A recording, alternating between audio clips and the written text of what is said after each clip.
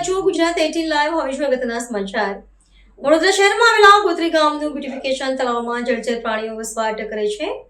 વડોદરા મહાનગર દ્વારા કોઈ પણ જાતની દેખરેખ રાખવામાં આવતી નથી। તળાવમાં જંગલી વેલ પણ થયેલ છે। કોર્પોરેશન ઘોર નિદ્રામાં, સ્થાનિકોને મચ્છરોનો કોઈ ત્રાસ, ગંભીર બીમારી ફેલાય તો નવાઈ નહીં।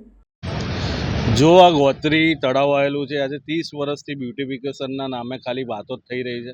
ખાલી કાગળ પર જ થયું હોય એવું લાગે છે, કારણ કે કોર્પોરેટર એમના, ધારાસભ્ય એમના, મેયર એમાં, સ્ટેન્ડિંગ કમિટી ચેરમેન એમના, તો આજે એવું કહેવા માગે છે કે 30 વર્ષથી ખાલી પોકળ વાયદાઓ જ કર્યા છે કે ભાઈ બ્યુટિફિકેશનના નામે આટલા રૂપિયા ફળવાયા છે। તો આ તળાવની હાલત જોઈ શકો છો, દુર્દશા જોઈ શકો।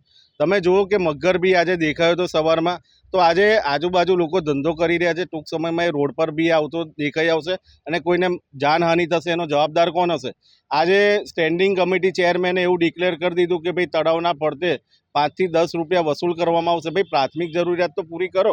આજે વોર્ડ ઓફિસર હોય કે વોર્ડ અધિકારીઓ એમને ફિલ્ડ પર આવવું જોઈએ, કારણ કે તમે ટેક્સ ઉઘરાવો છો તો ટેક્સની સામે જનતાને વળતર મળવું જોઈએ। બીજી વસ્તુમાં એવું છે કે આજે જો ટેક્સ કોઈ ના ભરે તો એના ઘરને સીલ મારવામાં આવે છે, દુકાનોને સીલ મારવામાં। તો તમે પ્રાથમિક જરૂરિયાત પહેલાં પૂરી કરો। આજે કેટલા લોકોની રજૂઆત છે, કેટલા જનતા લોકો થાકી ગઈ છે કે ભાઈ અમારા ઘરોની સામે ગોત્રી તળાવ આવેલું છે, જળકુંભી છે, સાંજ થતાં એટલા મચ્છરનો ઉપદ્રવ છે કે અમે જેવું બાયણું ખોલીએ એવું તરત જ આખા ઝુમખે ને ઝુમખા અમારા ઘરમાં ઘૂસી જાય।